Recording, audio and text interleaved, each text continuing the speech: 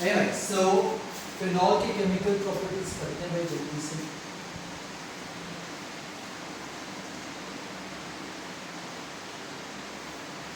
जैसे मैंने बोला भाई दो टाइप के रिएक्शन हो सकते हैं, या तो बेंजीन का जो OH ग्रुप है उसमें कुछ कार्डियम, उसमें कुछ हाइड्रोजन आइटम निकले, कुछ रिएक्शन हो, या तो पूरे बेंजीन रिंग में कुछ हो सकता है। बेसिकली दो टाइप के रिएक्शन को देखने वाले हैं।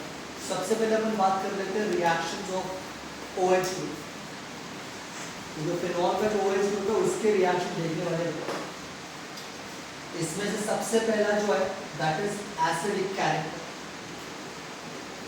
इंपॉर्टेंट प्रॉपर्टी, क्योंकि कंसेप्चुअल क्वेश्चन बन सकता है। भाई पहले रिएक्शन करने से तो इसके प्रॉपर्टी समझाता हूं लॉजिक कैसे। तो सपोज भाई मैंने एक फिनॉल ले लिया यहाँ पे और इसको मैं रिएक्ट करवाता हूँ किसी मेटल के साथ, जैसे सोडियम के साथ। तो यूजुअली क्या होगा कि जो O और H बॉन्ड है उसका क्लीवेज होगा, हाइड्रोजन की जगह सोडियम आ जाएगा। बड़ा सिंपल सा लॉजिक। मिला सोडियम फिनॉक्साइड और हाइड्रोजन गैस लिबरेट हो जाएगी। बैलेंस नहीं करता, बैलेंस आप लोग कर सकते। उसी तरीके से अगर मैं इसको रिएक्ट करवाता हूँ with a base, let's say NaOH, reaction same, sodium phenoxide अभी भी बनेगा, बट इस बार जो बाहर आएगा हैज टू बी वाटर। ठीक, अब यार इसको समझो लॉजिक क्या है इसका, कि इसका एसिडिक नेचर क्यों आता है। तो एसिड कोई भी चीज तभी कहलाएगी भाई जब उसके अंदर एक हाइड्रोजन आयन को लिबरेट करने की एबिलिटी हो, H+ आयन बाहर निकलना चाहिए, राइट। अगर मैं फिनॉल की बात करूं,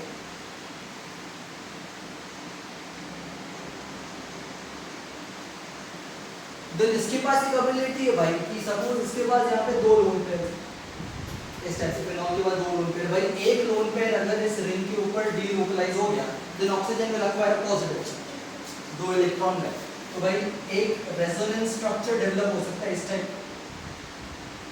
यहाँ पे आ जाएगा ऑक्सीजन के ऊपर एक पॉजिटिव चार्ज, ये वाले इलेक्ट्रॉन ऑब्वियसली यहाँ पे डबल बॉन्ड डेवलप करेंगे और यहाँ के इलेक्ट्रॉन जंप मार जाएंगे कहाँ पे, यहाँ, क्योंकि डबल बॉन्ड ब्रेक हो रहा है वहाँ पे, जिसकी वजह से नेगेटिव चार्ज यहाँ पे आया। यहाँ पे अभी भी अपने पास एक डबल बॉन्डेड स्ट्रक्चर है, this can jump over here and these electrons can jump here ना। So this is nothing but resonance structures of phenol, हम लोगों ने पहले भी किया हुआ। Now this can jump over to this bond और ये बॉन्ड अपने इलेक्ट्रॉन को डीलोकलाइज करें।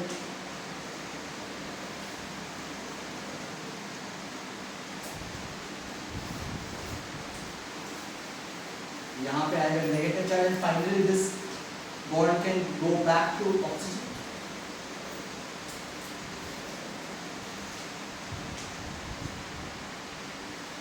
इसके ऊपर वापस अपने लोड पे आ गए। तो भाई इस प्रकार से आपका पूरा का पूरा डीलोकलाइजेशन होगा इलेक्ट्रॉन का ओवर द रिंग। बट किसी भी केस में अगर आप देखोगे तो भाई ऑक्सीजन के ऊपर पॉजिटिव चार्ज आता है, ऑक्सीजन एक इलेक्ट्रोनेगेटिव एलिमेंट है, does not want the positive charge. तो अल्टीमेटली वो क्या करेगा, वो ये जो अपना हाइड्रोजन का बॉन्ड है उसके इलेक्ट्रॉन्स को अपनी तरफ खींचने की कोशिश करेगा ताकि उसके ऊपर की जो पॉजिटिविटी वो कम हो या खत्म हो जाए।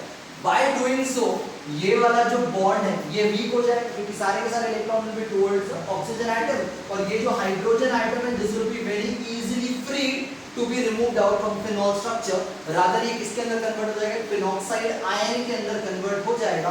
फिनॉक्साइड आयन के अंदर क्या होगा, ये होगा इस तरह से, ये आपका फिनॉक्साइड आयन H+ बाहर निकल गया, O के ऊपर एक नेगेटिव चार्ज आ गया। अब अगर आप इसका रेजोनेटिव स्ट्रक्चर बनाते हैं फिनॉक्साइड का, तो क्या होगा भाई, ये जो नेगेटिव चार्ज है ये डीलोकलाइज होगा रिंग के ऊपर जस्ट लाइक दिस। बट इस केस में ऑक्सीजन के ऊपर पॉजिटिव चार्ज नहीं है, क्योंकि भाई इसके पास पहले से अपने दो लोन पेयर थे, हाइड्रोजन के भी इलेक्ट्रॉन इसके ऊपर आए। तो अगर ये नेगेटिव चार्ज डीलोकलाइज भी होता है तो इसके ऊपर पॉजिटिविटी की जरूरत है कि इसकी वैलेंसी ऑलरेडी सैटिस्फाइड है फिर भी वहां पे। तो उस केस में देखो थोड़ा लॉजिक लगाओ, जब मैं फिनॉल के रेजोनेटिव स्ट्रक्चर्स देखता हूं तो यहाँ पे पॉजिटिव और नेगेटिव दोनों ही चार्ज एग्जिस्ट कर रहे हैं throughout the structures, right. That means there is charge separation, positive negative एक दूसरे से दूर जाने की कोशिश कर रहे हैं। फिनॉक्साइड के अंदर कोई पॉजिटिव चार्ज है तो वहां पे चार्ज सेपरेशन का कोई फंडा ही नहीं भाई, बिल्कुल भी। चार्ज सेपरेट करने की, भाई पॉजिटिव नेगेटिव एक दूसरे के पास आने की कोशिश करते हैं, उनको सेपरेट करने में स्ट्रक्चर को ज्यादा एनर्जी देनी पड़ती है, जिसकी वजह से उसकी स्टेबिलिटी कम हो जाती है। जबकि फिनॉक्साइड आयन के अंदर ऐसा कोई चार्ज सेपरेशन है नहीं, जिसकी वजह से उसकी स्टेबिलिटी ज्यादा होगी ऑब्वियसली। तो अगर आपसे कोई पूछता है कि what is more stable, phenol और phenoxide ion, then phenoxide ion is more stable. दोनों ही रेजोनेंस स्टेबलाइजर है, बट क्योंकि फिनॉक्साइड आयन does not have any charge separation, thus it has more stability.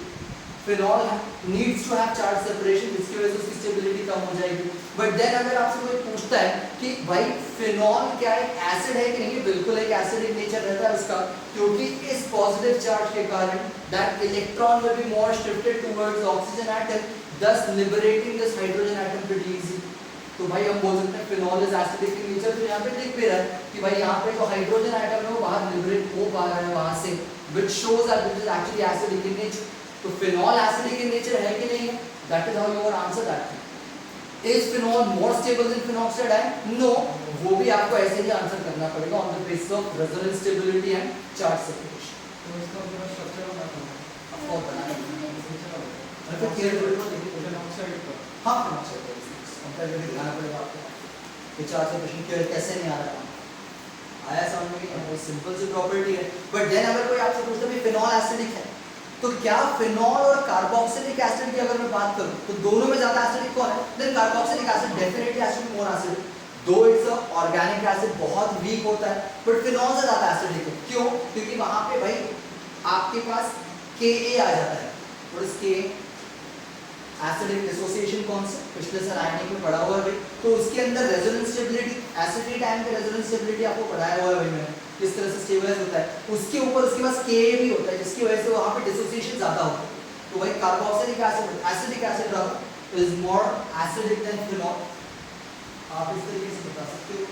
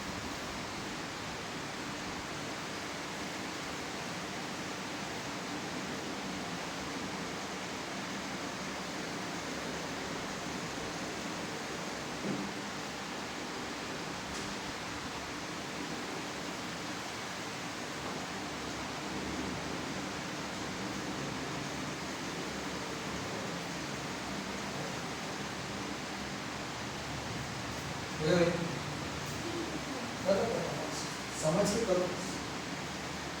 अच्छा, अगर मैं आपको बोलूं कि अल्कोहल और फिनॉल में से कौन ज्यादा एसिडिक है? फिनॉल. क्यों? ऐसे मजे की इसलिए हमको पता नहीं पड़ता ऑनलाइन एग्जाम में सच में आता है कि नहीं आता है. तो कमाल किया आपने. Alcohol and phenol, let's say for example मेरे पास इथेनॉल और मेरे पास phenol, which is going to be more acid?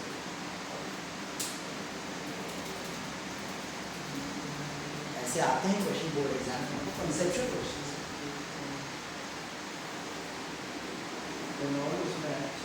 Will ethanol have any resonance stabilization? No. Aliphatic structure, open structure, no resonance stabilization. यहाँ पे उसका जो आयन है वो stable अगर हुआ तो वो ज्यादा एसिड. सिंपल बात. Alkoxide ion, phenoxide ion is more stable as compared to phenol. तो जब वो H+ निकाल के अपने आयनिक फॉर्म में जा रहा है तो स्टेबल स्ट्रक्चर बना रहा है, इसलिए वो स्ट्रक्चर पॉसिबल है. इसका जो एल्कोक्साइड बनेगा वो कैसे बनेगा? C2H5O-. ये एल्कोक्साइड बनेगा, मतलब इसके हिसाब से इथॉक्साइड बनता है for example. In that particular case this is not resonance stable and thus ये structure is not going to be more stable. अगर उसमें स्टेबिलिटी नहीं है तो वो स्ट्रक्चर बनाने की कोशिश नहीं करेगा वैसा. तो इसलिए ये वाला हाइड्रोजन निकालना मुश्किल है एज कंपेयर टू ये वाला हाइड्रोजन. इसलिए this is going to be more acidic as compared to this. But in that case अगर इसमें कार्बोक्सिलिक एसिड ऐड करते हैं तो that is going to be more stable obviously and more acidic. तो इस टाइप से आपको आंसर करने आने चाहिए.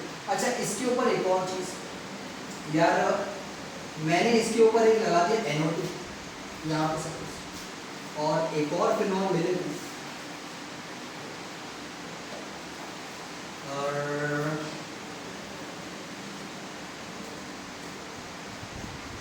क्या लगा भाई मुझे यहाँ पे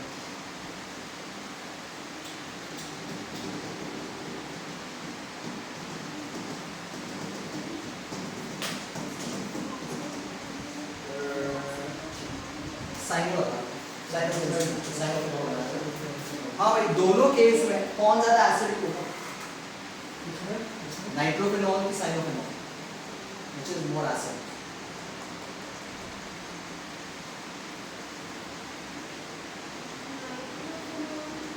सोच समझ के आंसर करेंगे आराम से।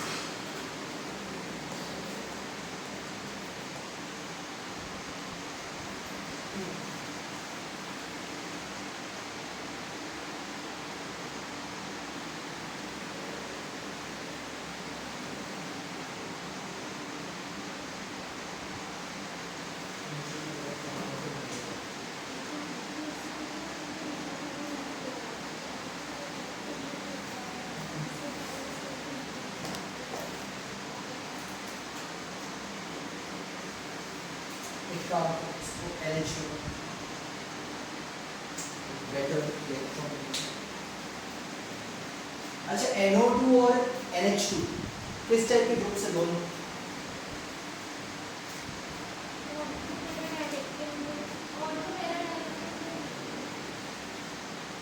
अरे किधर घूम रही क्या मजा आ रहा है? हाँ।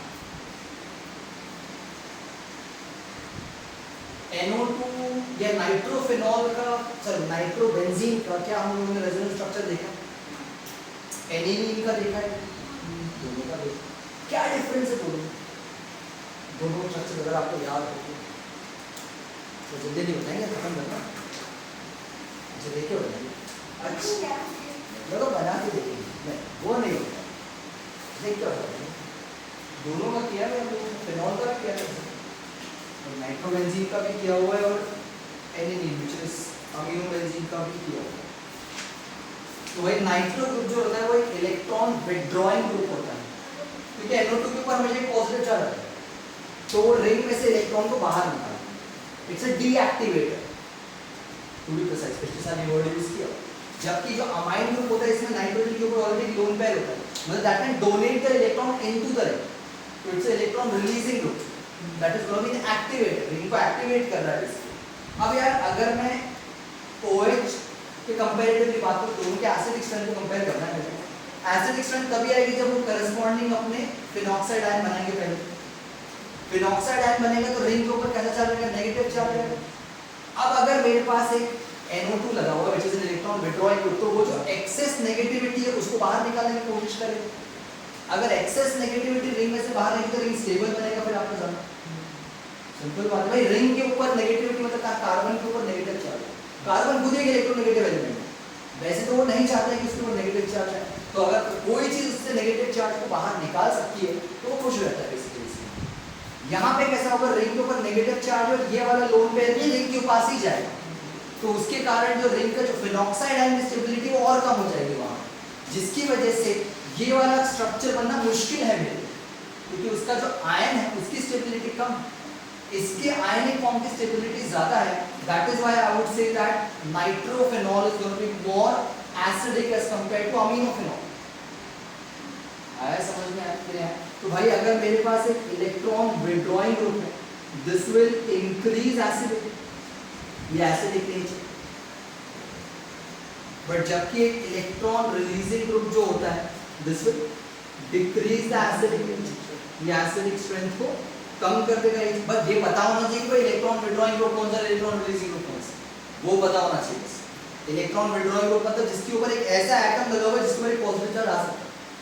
रिलीजिंग ग्रुप जिसके ऊपर एक लोन पेयर होगा जो अपने रिंग को डोनेट कर सकता है बेसिकली।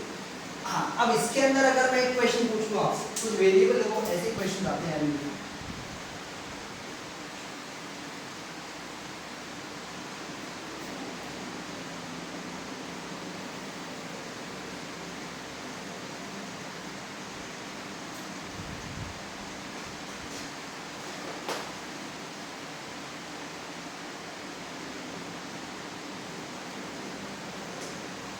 मैंने यहाँ पे 4 स्ट्रक्चर्स बना के रखे हैं। पहला है पैरानाइट्रोफिनॉल, दूसरा है मेटानाइट्रोफिनॉल, तीसरा है फिनॉल और चौथा है ऑर्थोनाइट्रोफिनॉल। आपको मुझे ऑर्डर बताना है for decreasing acidic decreasing acidic strength. Trend बताना है आपको 1 2 3 4 ऐसा बोलते हैं। 1 2 4 3 सॉरी 1 2 4 3 मतलब 1 इज द स्ट्रॉन्गेस्ट एसिड, नहीं 1 इज द स्ट्रॉन्गेस्ट। डिक्रीजिंग मतलब सबसे ज्यादा पहले, उसके बाद डिक्रीजिंग। तो सबसे ज्यादा ये एसिड कितने के हिसाब से फिर ये वाला third. So you are saying that 1 4 3 2 ऐसे बोल रहे हो? और कुछ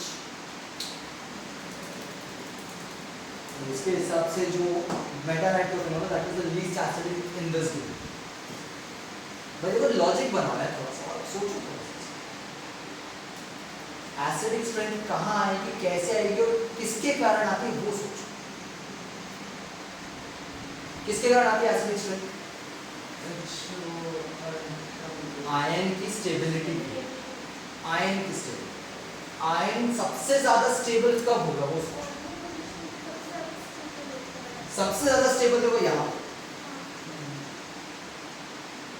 इसका आयन यहाँ पे है, नाइट्रो ग्रुप पैरा पोजीशन के ऊपर, तो पॉजिटिव चार्ज सबसे दूर है उसके। भाई सबसे पहली बात इलेक्ट्रॉन को ऐसे खींचेगा अपनी तरफ, ज्यादा डायपोल मोमेंट क्रिएट होगा, जिसकी वजह से ये सबसे ज्यादा स्टेबल कंपाउंड है, इसकी वजह से इसकी एसिडिक नेचर भी सबसे ज्यादा होता है। पैरा के बाद जो सबसे स्टेबल होता है दैट इज ऑर्थो, क्योंकि ortho para positions are the most stable ones. Nitro is an ortho para director, तो वो मेटा पे डालता ही नहीं चीजों को कभी वैसे, तो उसकी वजह से ये सबसे ज्यादा स्टेबल होता है। इसके बाद तो सबसे ज्यादा स्टेबल कौन सा? पैरा, उसके बाद और तो उसके बाद ऑब्वियसली मेटा को आना ही पड़ेगा, क्योंकि फिर भी एक इलेक्ट्रॉन विड्रॉइंग ग्रुप तो है कम से कम यार। और एंड में ऑब्वियसली आपके पास आएगा नॉर्मल फिनॉल, जो हमारे पास है। The trend has to be 1 4 2 3। तो याद रखो जब भी इलेक्ट्रॉन विड्रॉइंग ग्रुप लगे हो या इवन इलेक्ट्रॉन रिलीजिंग ग्रुप लगे हो, डजंट मैटर, सबसे ज्यादा एसिडिक नेचर किसका रहेगा? पैरा का रहेगा, उसके बाद ऑर्थो का रहेगा, उसके बाद मेटा का रहेगा, उसके बाद फिनॉल का रहेगा। आया समझ में? याद रखने में ट्रेंड पता होने चाहिए आपको। जेईई के अकॉर्डिंग तो ठीक है, बोर्ड एग्जाम में भी आपको ऐसे क्वेश्चन आते हैं कंसेप्चुअल। हो गया वही करना जितना करना है आप लोगों को आपके हिसाब से। हो जाओ तो जल्दी बताओ, फिर आगे प्रॉब्लम करते हैं। एसिडिक नेचर इंपॉर्टेंट है भाई।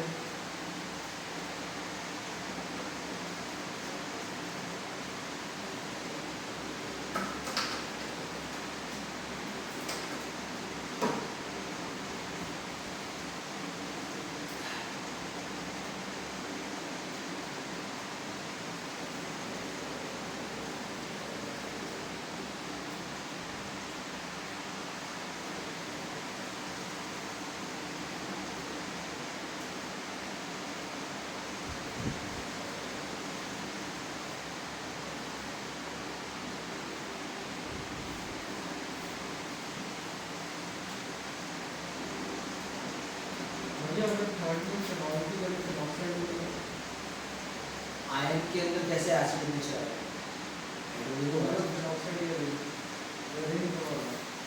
क्या भाई इसके अंदर एसिड नेचर कैसा है? इसमें ऑलरेडी एच निकल चुका है, एसिड भी डेवलप ही नहीं, एसिड बेसिस से भी डेवलप हो गई। आगे बढ़ा। तो भाई ये पहली प्रॉपर्टी थी OH ग्रुप के रिएक्शंस के अंदर, जो एसिडिक नेचर, उसके ऊपर एक्चुअली बहुत बड़ी चीज बन गई है। अब बाकी प्रॉपर्टी थोड़ी छोटी छोटी रिएक्शन है।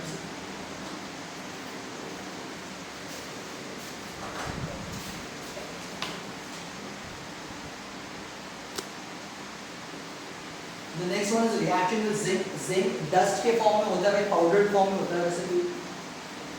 फिनॉल को अगर आप यूजुअली रिएक्ट करोगे जिंक डस्ट के साथ में, सर हीट करना है आपको, कुछ कैटलिस्ट वगैरह नहीं चाहिए, बड़ा सिंपल से रिएक्शन होने वाला है। क्या हो सकता है आपके हिसाब से? व्हाट शुड हैपन जिंक के साथ अगर रिएक्शन होता है?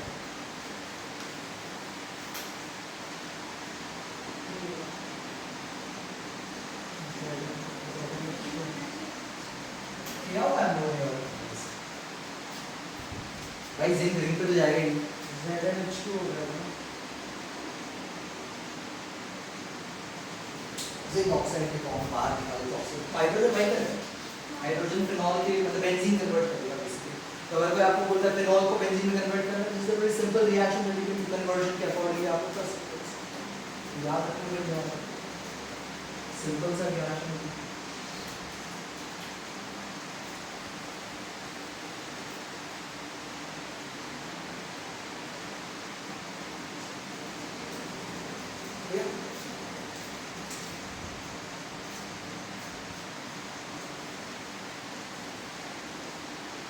रिएक्शन विद अमोनिया वापस एक इंटरेस्टिंग रिएक्शन कन्वर्जन के लिए यूज होता है।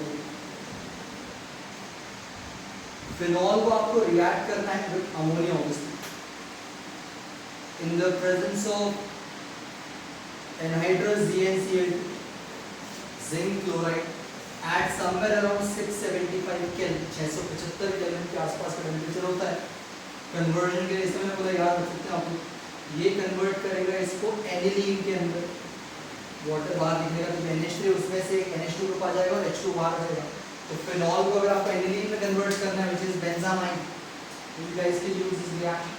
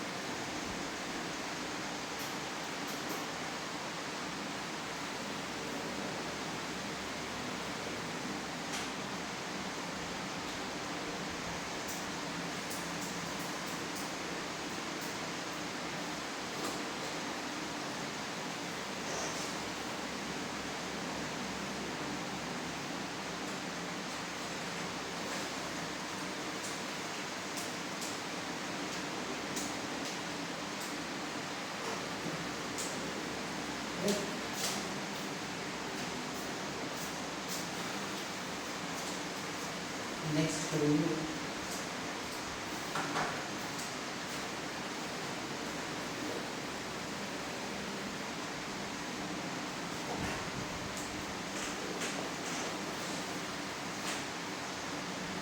so by reaction with acid chlorides and anhydrides phenol का रिएक्शन पहले तो एक एसिड क्लोराइड के साथ कर देंगे एसाइल ग्रुप जिसको होता है एसाइलेशन रिएक्शन बेसिकली बस CH3COCl के साथ रिएक्ट करवा दिया मैंने इसको। Reaction happens in the inert medium beryllium के प्रेजेंस में कर देते हो इसको। बहुत सिंपल सा रिएक्शन है। HCl बाहर आने वाला है तो कैसे आ सकता है ये H आ गया ये Cl आ गया। अब बाकी O पहले से और क्या लग जाएगा COCH3 और लग जाएगा एसीटोफेनोन जिसको हम बोलते हैं। HCl बाहर आ गया भाई यहाँ सेम रिएक्शन होगा विद एनहाइड्राइड एसिड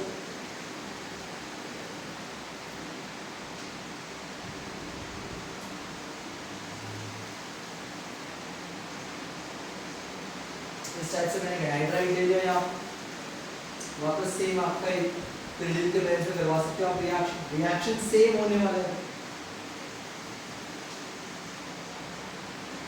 OCOCH3 लग रहा है मैं यहाँ पे बड़ा HCl बाहर जाएगा कि Cl के साथ नहीं हो रहा है एनहाइड्राइड के साथ हो रहा है तो यहाँ पे जो बाहर आ रहा है has to be an acidic part acidic acid बाहर आ जाता है भाई यहाँ से CH3COH ये बाहर आ जाता है। अब ये जो कंपाउंड बन रहा है मेरे पास ऐसे तो दो ही केस बन रहा है। अगर मैं इसको लेता हूँ अलग से और इसको अगर मैं रिएक्ट करवाता हूँ in the presence of anhydrous AlCl2 anhydrous aluminium chloride के साथ में एक रीअरेंजमेंट होता है जहाँ पे यहाँ का एक जो ऑर्थो पोजीशन का हाइड्रोजन है वो यहाँ पे चले जाता है और ये COCH3 पूरा का पूरा ऑर्थो पे आ जाएगा।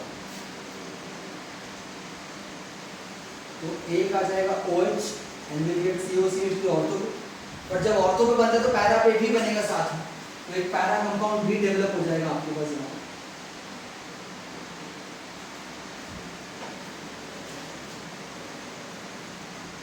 इस तरीके से तो ये जो रिएक्शन होता है इसको कहा जाता है फ्राइज रीअरेंजमेंट।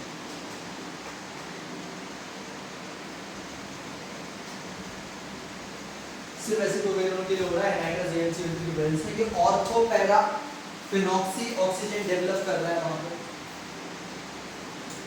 नॉर्मल रिएक्शन आपके ये दोनों है, ये उसका एक स्पेशल केस बता दिया बस मैंने आपको। प्राइस रिएक्शन बोर्ड में भी पूछा नहीं आता ये वाला, तो जस्ट इन केस को बता रहे तो पता होना चाहिए।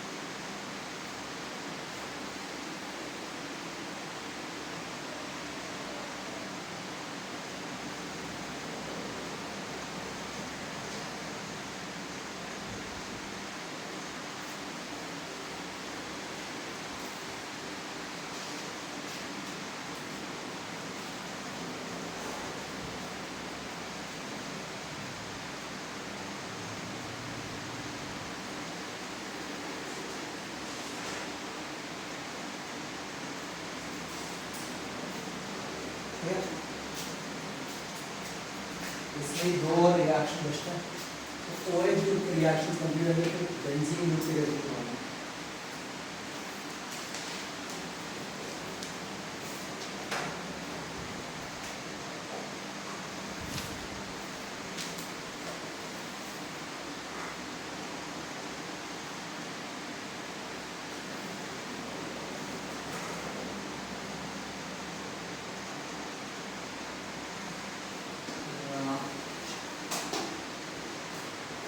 बेंजोल क्लोराइड में आप कर देंगे अपने से।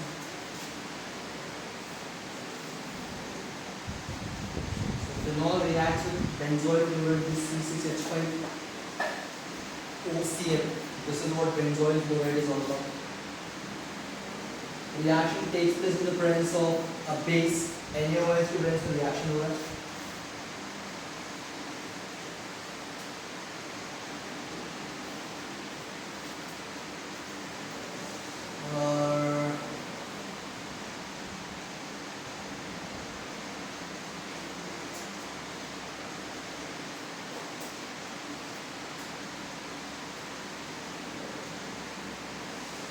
और सब रिएक्शन भी कर सकते हैं अपन इसके अंदर वैसे।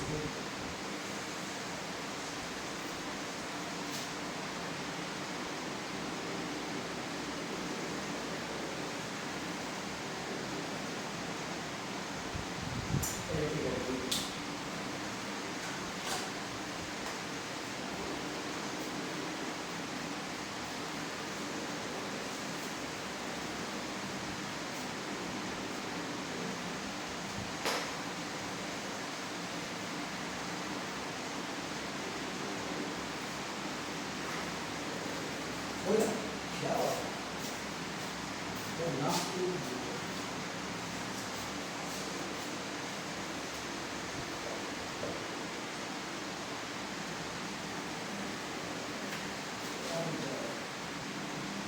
COCl used to be that will be much better for this. कि जनरेटर का पिछली बार जैसे अपन ने COCH लगाया था, आप याद रख सकते हो एटलीस्ट दूसरे आपसे वो COCH का ही लगाना है वहाँ पर। That will be much better for this. Anyways, इसके अंदर एक आखिरी वीडियो है।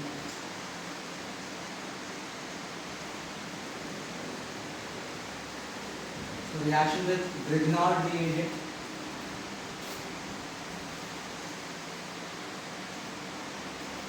Phenol reacts with any Grignard that we have. CH3MgI ले लिया मैंने, methyl magnesium iodide ले लिया। क्या होना चाहिए आपके हिसाब से रिएक्शन?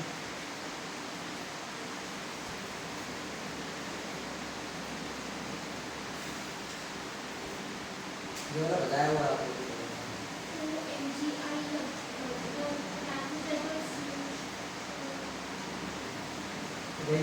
H यहाँ पे आ जाएगा, एल्केन बनाते थे, प्रिपरेशन में भी किया था हम लोगों ने एल्केन्स में। हमेशा याद रखना है जो ग्रिग्नार्ड के अंदर एल्काइल होगा उसी का एल्केन बनेगा हमेशा।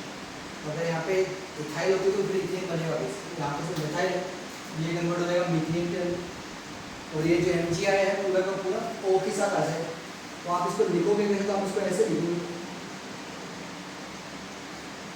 क्योंकि अगर आपको याद है तो मैग्नीशियम हाइड्रोक्सी हैलाइड के फॉर्म में आपका बाय प्रोडक्ट बनता है हमेशा विब्लाट का, तो मैग्नीशियम फिनॉक्सी आयोडाइड इस फॉर्म में आएगा। ये जो बोलेंगे उसको CCH5 लिखा हुआ है, बाकी ओ ऐसे के वैसे।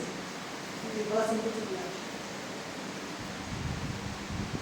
अच्छा वैसे ये वाला मेन रिएक्शन नाम बोले, ये वाला जो रिएक्शन है इसको हम बोलते हैं शॉर्टन बाउंड।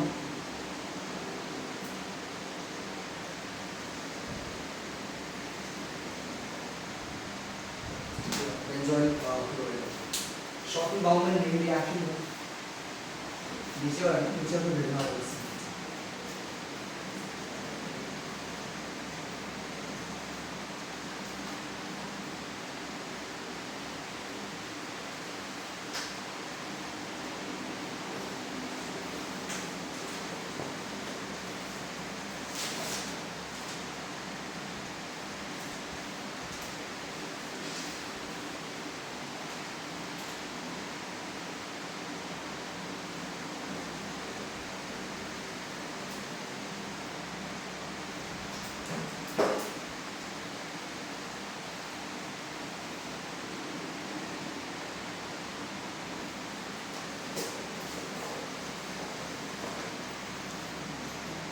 मेरी बच्ची पिछले 8 दिन से क्लास में आ रही, मैसेज किया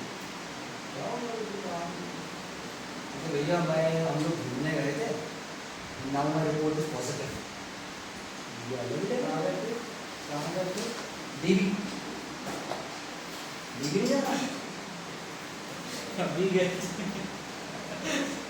पार्किंग का पैसा लेने, पार्किंग खड़ा हो गया मैं गाड़ी दूंगा 20 रुपए ऐसा नहीं करेंगे बेचारी घर में। कब बोला इसे 10 तारीख को तो नहीं हुआ। अच्छा 10 को वैसे वो सिविल ड्रेस में घूम रहा था कोरोना उस दिन वहाँ पे, नॉर्मल कपड़ों में। अरे रिकॉर्डिंग करते हैं, ये कौन डरेगा बेचारा।